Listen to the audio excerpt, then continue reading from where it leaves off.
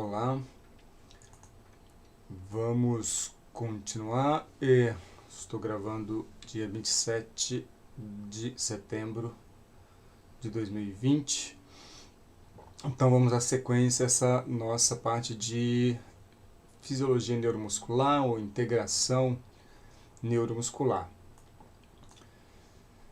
Bom, eu estava falando dos tipos de fibras.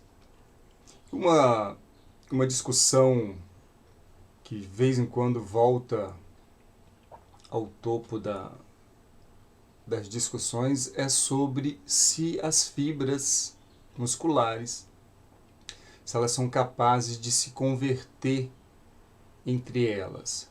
Bom, o que classicamente se conhece é que as fibras do tipo 1 podem se converter entre elas, as fibras do tipo 2 podem se converter entre elas, mas que não seria possível a conversão de uma tipo 2 para uma tipo 1.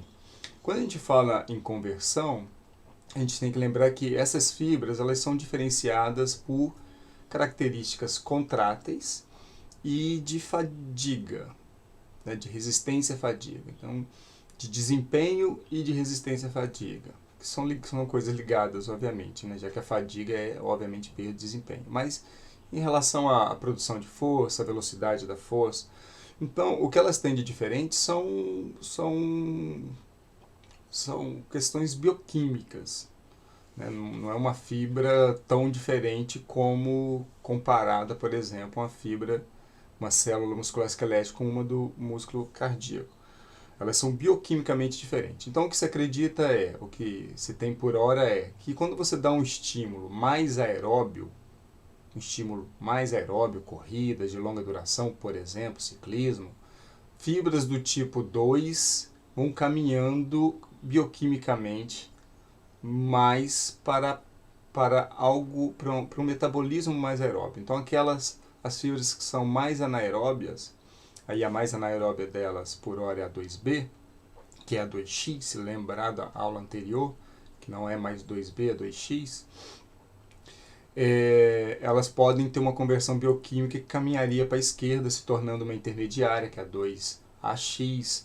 Essa poderia se tornar 2A e assim até chegar a mais aeróbia das do tipo 2, que é a 2C. E as do tipo 1, mesma coisa. Por outro lado, se você dá um estímulo mais anaeróbio, essas fibras, se dão estímulos mais anaeróbios, elas vão se converter bioquimicamente para características de fibra mais anaeróbia.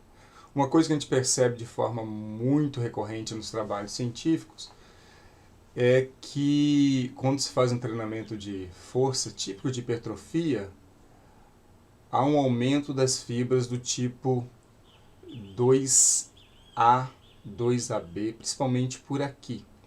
Não tanto da 2B, pelo contrário, é comum ver que a de 2B se reduz possivelmente por causa dessa conversão vindo para cá. Isso quando se faz um treinamento típico de hipertrofia, que normalmente não envolve carga máxima. Então é isso que se tem por hora. Tá? Mas há, obviamente, discordâncias, o que é comum no âmbito científico. E vamos acompanhar para ver o que vão se falar, que vai se falar mais à frente. Já houve um tempo, por exemplo, que se falava que essa conversão era possível, agora, nos últimos anos, ainda não se acredita, não, voltou-se a questionar os métodos que permitiam essa interpretação. Uma figura não, né? Uma coisa que eu acho legal de a gente pelo menos ter alguma noção, e é uma pergunta recorrente que me faziam nas disciplinas, é sobre como que é essa composição dos tipos de fibras nos diferentes músculos. Bom, nós temos muitos músculos, não dá para a gente falar de tudo, mas nós já temos alguns trabalhos, principalmente feitos em cadáveres, que permitem alguma interpretação geral, embora a variação é bem grande entre pessoas. Nesse trabalho, por exemplo, um trabalho antigo, está nesse livro, eles mostram uma variação, se mais ou menos vocês estão vendo aqui, ó, e de 6 e esse aqui, ó, 15, 10, mostra o quanto está variando entre pessoas. E essa variação, pensando no intervalo de confiança, ela varia bastante entre as pessoas. Depois vocês puderem dar uma lida aqui com calma. Mas veja que nós estamos falando aqui da década de 70, numa época que basicamente falava fibras tipo 1 e tipo 2. Né? Estavam se descobrindo, estava se ampliando as descobertas das características de fibra. Então ele vai falar aqui do tipo 1, obviamente o que sobra é tipo 2, mas claro, a gente precisa ter um certo cuidado, porque pode ser que parte dessas que estão aqui, pelas técnicas que se usa hoje, talvez poderiam estar do tipo 2A, por exemplo, ou 2C, enfim. Mas vamos lá. Então ele vai falar tipo 1, que sobrar em tese é tipo 2. No bíceps braquial, eu não vou falar todos, porque depois vocês têm o slide aí, vocês podem olhar com calma. Eu vou só chamar atenção para algumas coisas. Repare que mesmo no mesmo músculo, no bíceps braquial, por exemplo, eles fizeram medidas na superfície e na parte mais profunda do músculo. E na parte mais profunda do músculo, você sempre tem um percentual um pouco maior de fibras do tipo 1 do que na parte superficial. Isso vai acontecer, ó, acontece aqui para o deltoide também, ó, parte profunda e parte superficial. Gastrocnêmios, mesma coisa. Bom, e aí vai te dando uma noção aqui, depois vocês olham com mais calma. Reto abdominal, aqui eu gosto sempre de chamar a atenção, é comum as pessoas falarem que se tem que treinar os músculos abdominais por muitas repetições, enquanto que outros músculos se faz na casa de 6 a 15, embora isso varie, mas eu estou falando só o que de modo geral as pessoas comentam. E uma das explicações é que o abdômen teria muito mais fibras do tipo 1. Isso não é verdade. Nunca foi. A gente treina o músculo abdominal igual treina qualquer outro músculo. Se eu faço, se o meu programa de treinamento de hipertrofia, por exemplo, eu estou treinando entre 10 e 15 repetições máximas, para o abdômen, se o meu objetivo é hipertrofia também. Eu acho que essa história de treinar muito abdômen é também de uma outra crença equivocada, de que se fazendo muitos abdominais, você teria uma redução localizada de gordura na região do abdômen. Ainda que se você fizer muitos abdominais, seu gasto energético vai ser maior e alguma contribuição na perda de gordura vai ter, não deve ser muito grande, mas vai ter, não necessariamente ela vai ser localizada. Aliás, os estudos que nós temos mostram exatamente que não é localizado. Isso foi muito pouco. Então essa história de ter muito tipo 1, o único músculo que a gente sabe, único não, né, mas o músculo grande que a gente conhece ter muitas fibras tipo 1, é o sólio. Aí depois você tem um monte de músculos pequenos que podem ter uma quantidade maior, mas o sólio tem na casa de 85 a 90% de fibras tipo 1. O reto femoral é conhecido por ser um músculo que tem bastante fibras tipo 2, de fato, veja aqui tipo 1 que ele tem na casa de 30. Mas veja que depende da região, superfície e profunda. Isso vale para todos os músculos. Tá? Depois vocês olham aqui com mais, dá um pause aí e vão olhando com mais calma, porque é uma pergunta que sempre me faziam. A ativação das unidades motoras segue uma ordem, né, o princípio do tamanho das unidades motoras. Primeiro são recrutadas as unidades motoras de baixo limiar de excitabilidade. Isso explica a realização de tarefas que exigem pouca força com mínimo desperdício energético. Então, quando eu recruto as unidades de baixo limiar de excitabilidade, eu estou chamando unidades motoras menores, que são basicamente as do tipo 1. Então, com isso, se chama menos fibras musculares para trabalhar e você consegue fazer uma tarefa com desperdício energético, com pouco desperdício energético. Mas também é uma questão de coordenação. Se você vai pegar um copo de água e você chamasse todas as suas fibras musculares, todas as unidades motoras, você ia colocar tanta força que esse copo de água ia subir para o teto. Na sequência, vem as de alto limiar de excitabilidade. À medida que aumenta a exigência de força para a realização da tarefa, aumenta-se o recrutamento das unidades motoras de maior limiar. Aí vão vindo numa sequência das mais aeróbias para as mais anaeróbias. Então, depois do tipo 1 vem... eu vou ficar só no tipo 1, 2A e 2X, porque são as mais importantes, mas obviamente você já sabe que tem outros tipos. Então, depois vem as 2A e, por último, 2X.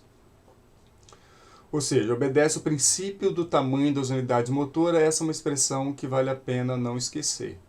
Que o recrutamento das unidades motoras obedece o princípio do tamanho das unidades motoras. Primeiro as de baixo, depois as de alto. E aí vocês podem perguntar assim, e quando o movimento é muito rápido, ainda seria assim? Então, aí há um debate na literatura. Há vários trabalhos que ainda mostram, principalmente trabalho feito em modelo animal, que mostram que apesar disso, as unidades motoras do tipo 1 seriam recrutadas primeiro e depois as do tipo 2. E há outros trabalhos com evidências indiretas que sugerem que seria possível chamar as unidades motoras do tipo 2 antes das do tipo 1, ou talvez só as do tipo 2. Tá? Lembra que numa dessas aulas anteriores eu falo que as unidades motoras do tipo 1 elas são lentas comparadas às do tipo 2, mas elas são bastante rápidas.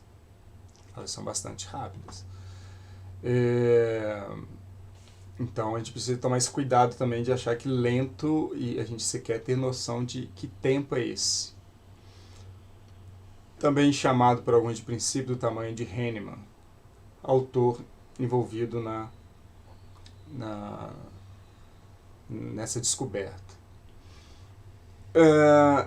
Fibras do tipo 1 são unidades motoras menores. Quando eu falo que elas são unidades motoras menores, estou dizendo que o conjunto neurônio motor e o número de células que esse neurônio inerva é menor. Não estou falando do tamanho da fibra. Sempre, jamais esquecer que unidades motoras é um conceito, fibra muscular é outro. Tem característica aeróbia, alta resistência, mas geram menos força. Do tipo 2 são maiores, são mais glicolíticas, mais dependentes do sistema glicolítico, tem uma menor resistência, mas geram mais força e potência. Há uma sugestão que forças até 20% de um RM seriam sustentadas basicamente, se não 100% perto disso, por unidades motoras do tipo 1. Até 30% o predomínio metabólico ainda é aeróbio. Então dá para você ir para, por exemplo, uma academia, trabalhar com peso e ainda assim ser aeróbio? É possível se a sua carga, ou pelo menos o predomínio do metabolismo aeróbio, a depender da carga que você está usando. Se a carga for muito baixa, você ainda terá um predomínio mais aeróbio do que anaeróbio. Claro que aí depende também do tempo que você dá de recuperação entre uma contração e outra, vai impactar. Então, é mais ou menos seguindo essa lógica aqui. Quando a atividade é fácil, uma ação motora fácil, pouco peso, basicamente você tem tipo 1. E claro que entre as tipo 1 você tem aquelas que podem ser recrutadas primeiras, que são as menores, depois outras pouco maiores sendo recrutadas na sequência. E também aqui tem uma mistura entre recrutamento e taxa de disparo, aparentemente, nessa figura. Quando a atividade é moderada, vai aumentando a participação do tipo 2, e quando é bem difícil, exige muita força e com muita velocidade, tipo 2B. Tá? Então esse é o conhecimento que nós temos hoje, em 2020, que que predomina, mas a gente jamais pode esquecer que ciência é sempre um conhecimento provisório e vai que adiante essa história mude.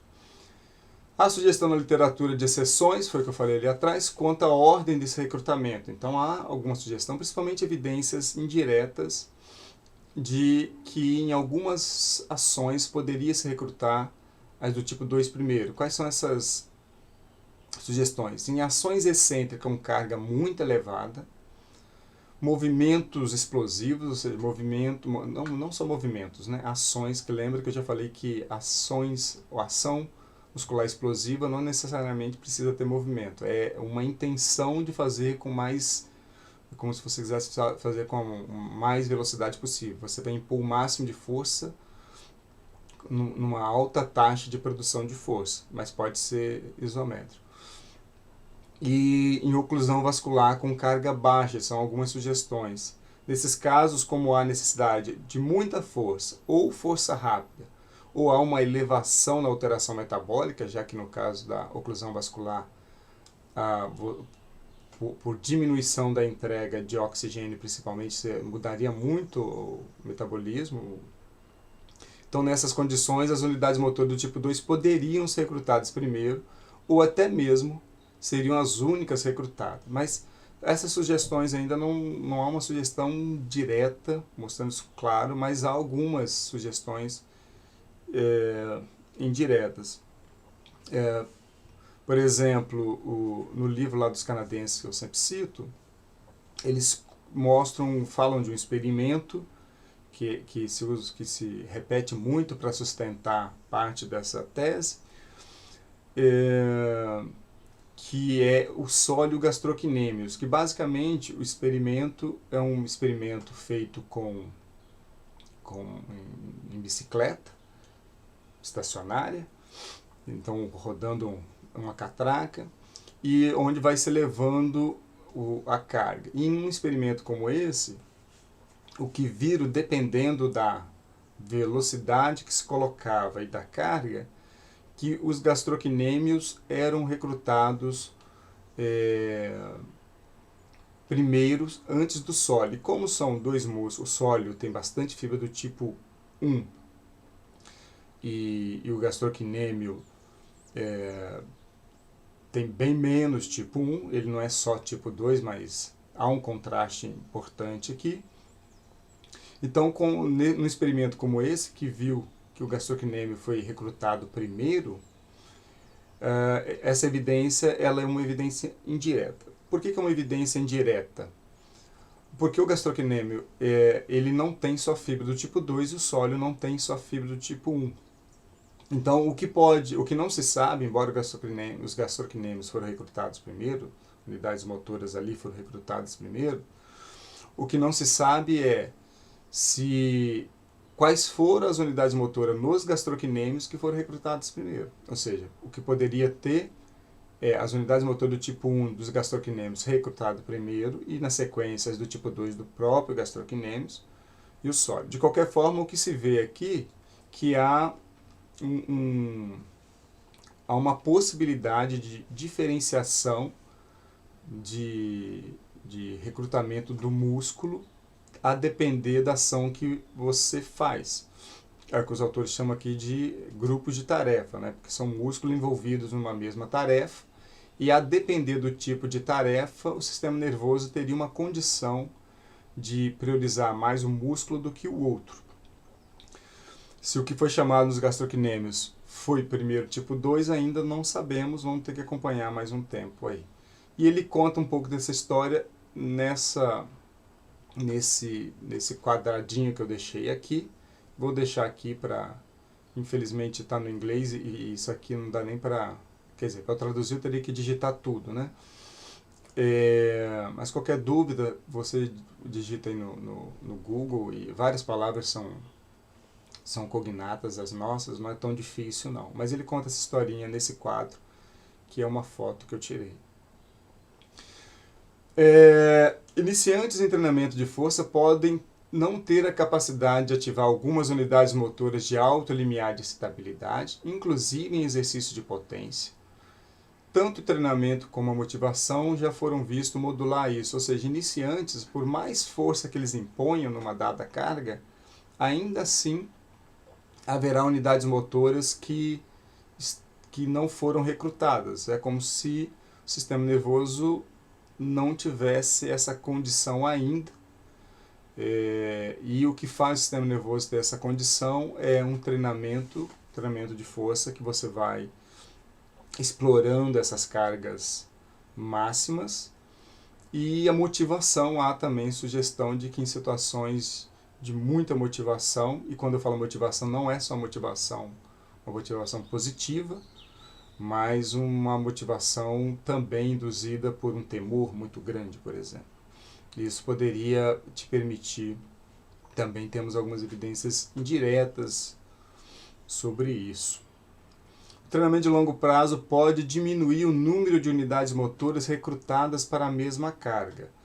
Ou seja, é um princípio, isso aqui é fundamentado por uma coordenação. O que o nosso é um casamento pleno com aquilo que fisiologicamente ocorre quase sempre. Do ponto de vista fisiológico, o nosso corpo, nosso organismo sempre vai buscando gastar menos energia para uma dada tarefa. E no âmbito muscular, o que te permite isso é uma grande coordenação. Então, por que eu consigo chamar menos unidades motoras depois de um tempo de treinamento? Porque eu passo a ter uma coordenação neuromuscular muito melhor. É como se, à medida que você vai treinando, o cérebro, a integração cérebro-músculo vai se refinando e ele vai tendo condições de chamar basicamente as unidades motoras que realmente precisa e não gasta energia chamando unidades motoras que não precisaria ou que seriam chamadas até num tempo errado. Um exemplo que eu gosto de dar, acho que vou citar mais para frente, todo mundo que começa a fazer um treinamento de força, imagine o supino.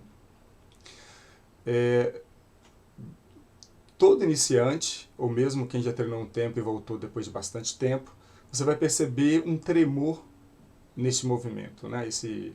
Nessa ação. A pessoa faz o movimento tremendo completamente, do início ao fim.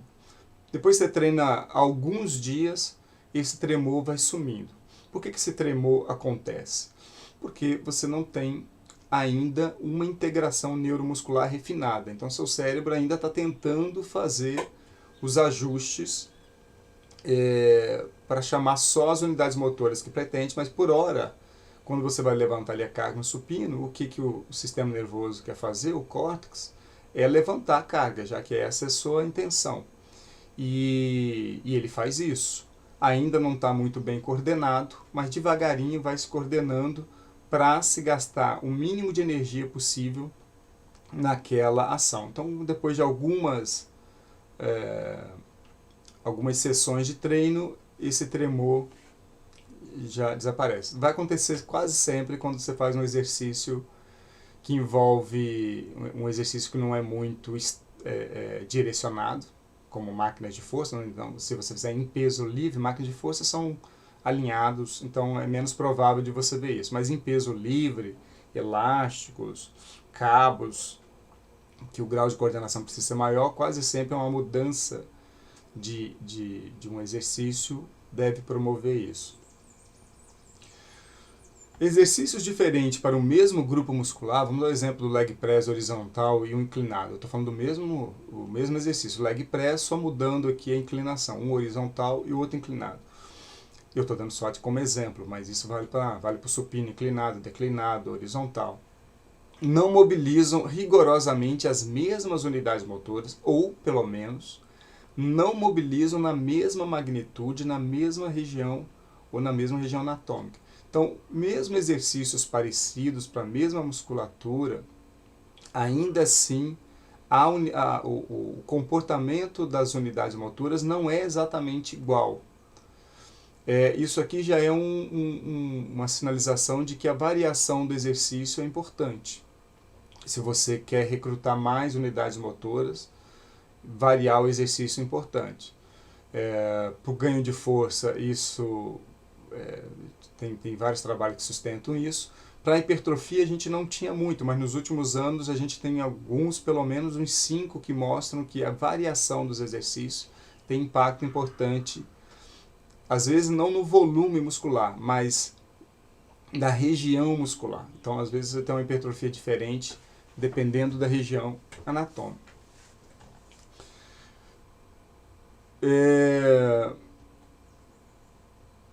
Exemplo da dor tardia após realizar exercício diferente para o mesmo grupo muscular. Vamos dar um exemplo. Se você faz só o supino reto, você faz supino reto por um mês.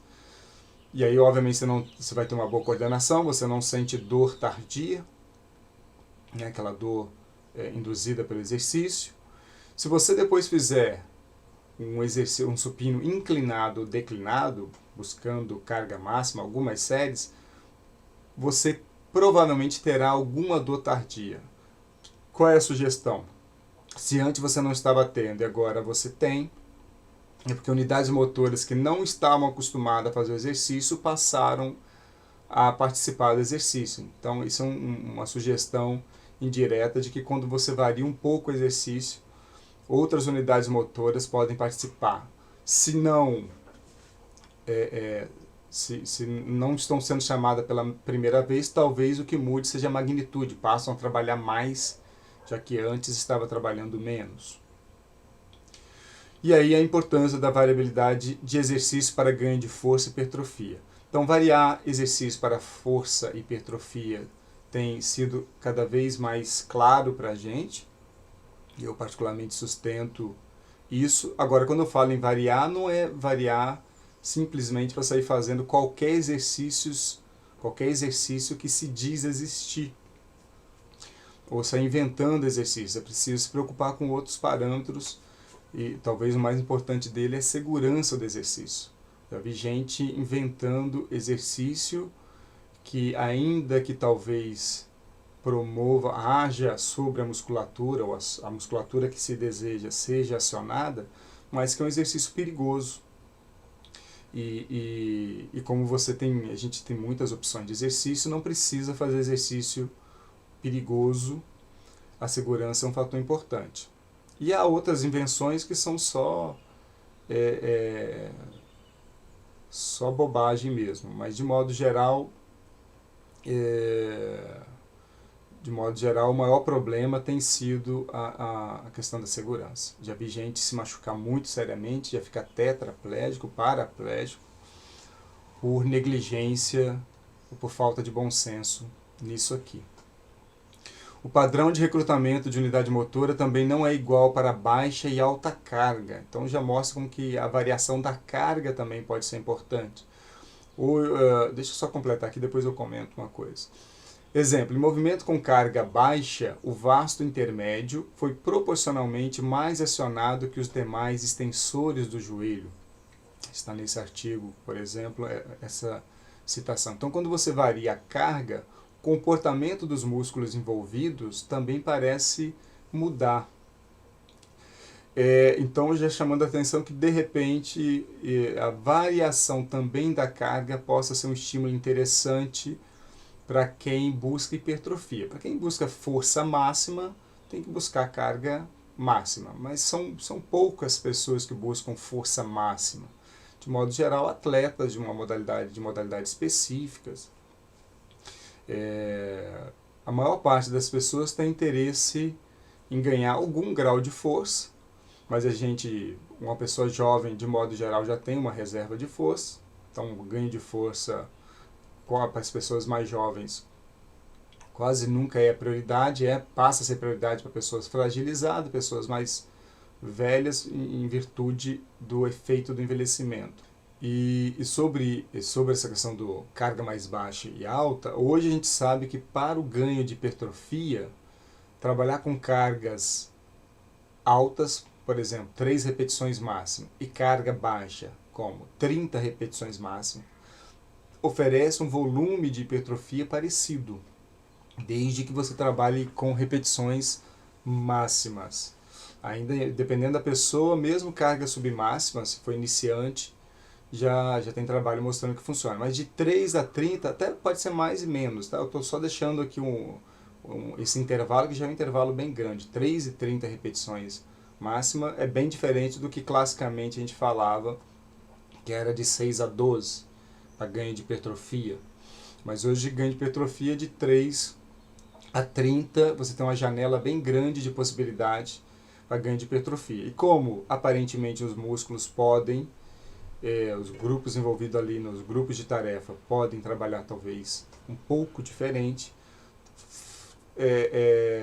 há uma sugestão aqui de a variação contribuir. a gente ainda não tem sustentação. Por exemplo, a gente não tem trabalho que mostre que o treinamento ondulatório, que é basicamente fazer essas ondulações de carga, seja melhor do que o tradicional. Mas, em parte, pode ser porque a gente também não tenha nenhum bom estudo comparando essas duas coisas para hipertrofia. Ainda. Cito aqui algumas leituras sobre este assunto em particular, de como exercícios similares podem promover uma hipertrofia que tem se chamado de não homogênea ou não uniforme. Né, alguns estudos sobre o assunto, mas tem mais do que isso. Isso aqui são só alguns para iniciar, mas tem mais trabalho mostrando isso que eu estou dizendo, de que ações parecidas podem promover uma hipertrofia não homogênea, então nem toda hipertrofia é igual. Uma revisão em 2016 concluiu que apenas exercícios multiarticulares já seriam suficientes para hipertrofia de músculos auxiliares. Então, a defesa era de que só fazer exercícios que envolvem muitos músculos já seria suficiente para hipertrofiar mesmo os músculos menores. Então, a sustentação é de que não precisaria fazer exercícios monoarticulares. Só para quem talvez não seja da área e esteja assistindo. Multiarticulares é quando envolve algumas articulações. Exemplo, supino, que envolve articulação do ombro, cotovelo, principalmente, e da cintura escapular. Monoarticulares, por exemplo, uma flexão de cotovelo, uma rosca direta, que você só envolve dinamicamente a articulação do cotovelo. Então, trabalhando só os multiarticulares, você não precisaria os monoarticulares. Só que essa revisão, ela se sustentou em apenas 3 estudos. Se eu não me engano, um deles ainda dos próprios autores.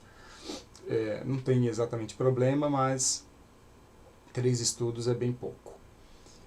Eu recomendo ver o vídeo abaixo sem colocar aqui, mas acho que vai vir na frente, é porque eu esqueci aqui, quer ver? Eu estou dando entretanto. Leiam, quem tiver interesse, leia esse artigo, que é de um grupo que produz bastante, inclusive sobre treinamento de força, mas não só. E eles falam algo bem diferente, que a variação foi importante. Eu vou mostrar para vocês. O vídeo que eu falo é esse aqui, mas vocês podem procurar por esse canal aqui. Tá em inglês, mas juntando o que eu vou falar aqui com o canal, vocês vão entender o que eu quero dizer. O canal ele falou sobre esse artigo. Pode ler o artigo também, mas é porque ele faz umas ilustrações muito legais. Inclusive eu peguei aqui para mostrar para vocês porque as ilustrações são bem interessantes.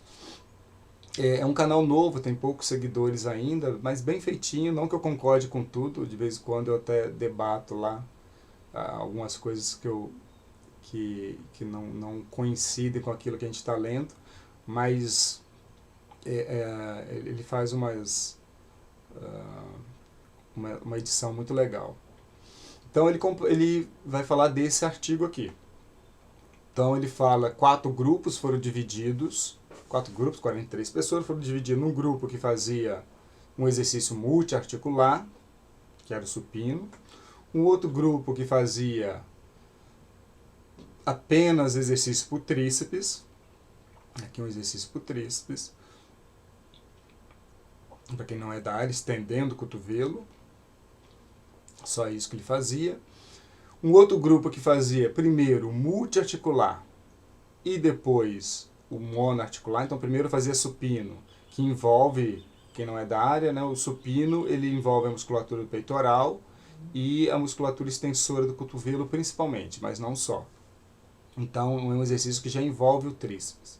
Então o que eles queriam ver é exatamente isso. Se um exercício que já envolve o tríceps já seria suficiente para hipertrofiar a musculatura do tríceps.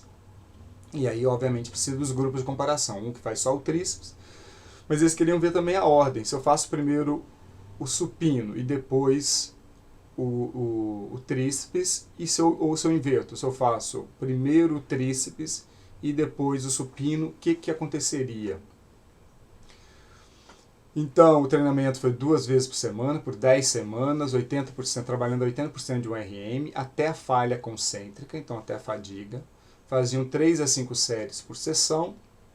Começou com 3 séries até chegar a 5 séries nas últimas semanas, dando um intervalo de 3 minutos entre uma série e a outra. Fizeram medidas com o padrão ouro de medida, que é para hipertrofia, que é ressonância magnética, e aqui entra o primeiro ponto. Eles mediram o peitoral, o tríceps, mas o tríceps tem algumas regiões. Tem uma cabeça lateral, tem uma cabeça longa e tem uma cabeça média. Então eles tiveram interesse de ver como que foi o comportamento nessas cabeças. Vamos aos resultados. Então aqui é para a hipertrofia do peitoral maior. O que aconteceu com o peitoral maior? O grupo que fez o supino teve um ganho em percentual aqui perto dos 10% na média de hipertrofia. O grupo que fez só o tríceps não teve ganho no peitoral, já era esperado, né? Afinal o peitoral não participa desse trabalho de extensão do cotovelo. Agora, o grupo que fez o supino e depois fez o monoarticular teve o mesmo ganho para o peitoral, né? Matematicamente não há diferença. O grupo que inverteu fez primeiro o monoarticular e depois o supino, estatisticamente não deu diferença, mas matematicamente sugere-se um pouco menor. Né? Então, em percentual, ele coloca aqui embaixo qual foi o percentual médio. Mas sempre que não há diferença estatística, a gente precisa tomar cuidado. Aqui ele coloca o volume de carga vezes resistência. Lá na primeira aula eu falo sobre volume, não sei se eu mostro o cálculo na primeira ou na segunda aula, mas como se calcula volume. Uma coisa que se percebe, e isso já se sabia, é se você faz o monoarticular primeiro, por exemplo, o tríceps, e depois você vai fazer o supino, a sua capacidade de volume diminui. Você, como o tríceps vai pré-fadigar, ele vai atrapalhar a execução do supino. Então, para ganho de força, isso pode ser um problema. Se você quer ganhar força no supino e você pré-fadiga o tríceps, você não vai ter a mesma capacidade. Tá? Então, foi basicamente isso que ele mostraram. Isso aconteceu também no sentido oposto. Ó. Se você fez o multiarticular, depois você tenta fazer o tríceps, também. Então essa ordem afeta o seu desempenho. Se você quer desempenho, você mantém a ordem do exercício que você quer primeiro. Então você quer ter um grande desempenho no supino, faça supino primeiro, não pré-fadigue nenhum músculo. Mas força e hipertrofia são coisas diferentes. Então vamos ver agora, aqui é para o peitoral, vamos ver para o tríceps o que aconteceu. Veja, o grupo que fez só supino teve isso de hipertrofia, o grupo, isso para o tríceps, o grupo que fez, e também era esperado alguma hipertrofia, já que o supino também envolve o tríceps, então teve alguma hipertrofia. O grupo que fez só o monoarticular teve uma hipertrofia maior, mas sem diferença estatística. O grupo que juntou os dois também teve uma hipertrofia parecida. Então veja que mesmo quando eu vou voltar aqui rapidinho, ó. Não, nem preciso voltar. Quando eu faço o multiarticular primeiro, o supino, e depois o tríceps, o meu desempenho ele cai. Desempenho no trabalho, no volume. Mas não houve problema em relação ao ganho de hipertrofia. Tá? Então, o desempenho da força e hipertrofia são coisas diferentes. Inclusive, é comum as pessoas perguntarem, professor, eu começo fazendo lá um exercício com 12 repetições máximas, mas na terceira série eu estou fazendo só 6. Eu não vou ganhar hipertrofia por causa disso? Não, você vai ganhar. O mais importante é você ir até a falha concêntrica. essa perda de desempenho na força não tem relação com a hipertrofia. A hipertrofia não envolve só carga, envolve alterações metabólicas induzidas inclusive pelo processo de fadiga. Completando aqui, quando fez o mono e depois o multi, também o ganho de hipertrofia foi bom. Basicamente, esses três aqui são muito parecidos. Esse aqui que é um pouco menor, mas sem diferença. Bom, o que ele está falando até agora é o seguinte, que do ponto de vista do volume, há uma sugestão de alteração, mas ainda sem grande diferença. Mas vamos ver o que acontece se você olhar as cabeças. Então, quando ele olhou as cabeças, aqui é a cabeça lateral do tríceps. Curiosamente, o grupo multiarticulado supino, ou seja, o supino, teve um ganho na cabeça lateral que foi maior do que o próprio tríceps sozinho, né? Então, esse exercício em particular, não todo, mas esse exercício em particular, não promoveu um grande ganho de hipertrofia na região lateral. Agora vamos para a região, a cabeça longa. A cabeça longa, por outro lado, quem fez só o tríceps, quem fez só o supino, também praticamente não ganhou nada. Aí já o grupo que fez o exercício tríceps já ganhou bem mais. E agora para a cabeça média, aí não teve diferença. Então as duas, apesar de numericamente aqui ser, mas estatisticamente não. Então as duas principais diferenças estão aqui. Então o que o trabalho diz é o seguinte, ainda que o volume total não tenha sido tão diferente, mas quando se avaliou regiões, se viu diferenças, sendo que o supino foi importante para a cabeça lateral, mas não foi para a cabeça longa. E esse exercício foi melhor para a cabeça longa. Qual é a explicação possível?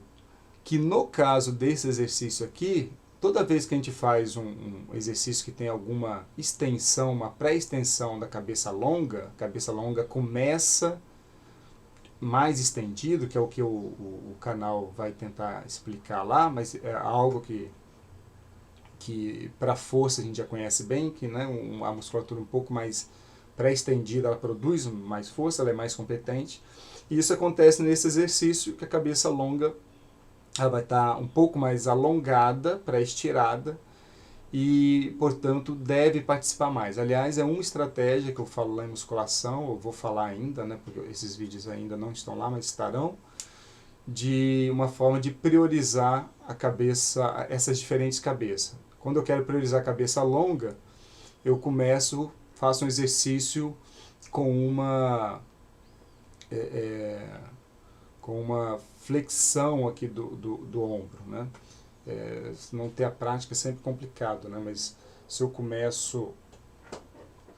faço lá em cima, por exemplo, estou fazendo a flexão do ombro e vou fazer esse movimento agora. Então, com isso, eu estou pré-estirando a musculatura aqui atrás. Se eu abaixo e faço lá embaixo o exercício, essa musculatura aqui atrás vai ficar menos alongada.